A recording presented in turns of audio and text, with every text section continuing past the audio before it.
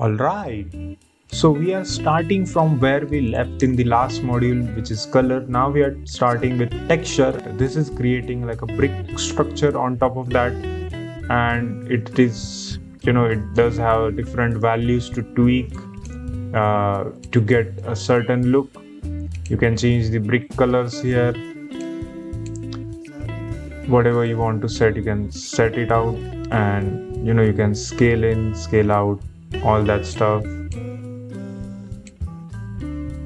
It's quite interesting node actually. So it lets you help control the texture, and we also have factor output, which only outputs the black and white hair.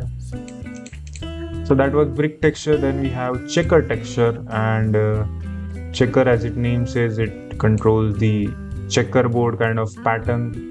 So let me actually do that, and you can see if I increase this more and more, we get that different pattern. Quite helpful. Then we have gabord texture, which lets you do things like this. Really amazing, cool, and self-explanatory notes actually. That's why I'm not talking that much. So gradient texture, this is actually quite helpful if you want to do a certain operation. This creates like a linear gradient. So if I add like a color ramp or something in between, now I can change the color here, right? Let's do dark to maybe like dark pink or something like that. Yeah, right. And obviously I can change the type here as quadratic, ease in, or diagonal, or spherical, or quadratic sphere, or radial. So there are types which you can tweak. Like quite helpful, like if you ask me. And it is really self-explanatory. I don't have to explain you that much. This is interesting because we have to add a actual image. So we can do it, and let me actually do it. The way I'm going to do it is with help of dragging an image. So let me find a good image somewhere. So let me actually drag this image here, and you can see it kind of did a good job. So if I add a output here, wait,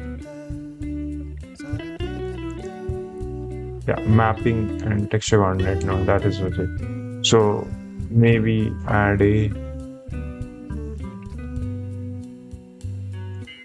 can't do it, so you need to do it with vector actually, I guess. So yeah, I mean, there are ways you can change the position of the x, y, and z, yeah, but you have to find the appropriate value. So it is quite crazy. So that is image texture. Then we have a magic texture, which creates magic I guess. So yeah, we have magic texture. Again, it is a texture. I don't have to explain you that much, quite self-explanatory. Then we have noise texture, which lets you add noise, but we have different dimensions. So we can add roughness, detailing, distortion, and we can animate it, all that good stuff, right? Then we have Voronoi texture, which lets you add texture, but a different kind. But we have different options here which you can explore. Then we have wave texture, which creates wave kind of look, like a waves on top of it. It's quite helpful. We get different options here to create bands or bring whatever. Then we have white noise texture, which does not have that much control, but we can control it somehow with help of adding additional nodes like RAM. So you can change something like this. Maybe let's just do that. And let's change the colors here. I don't know, maybe this.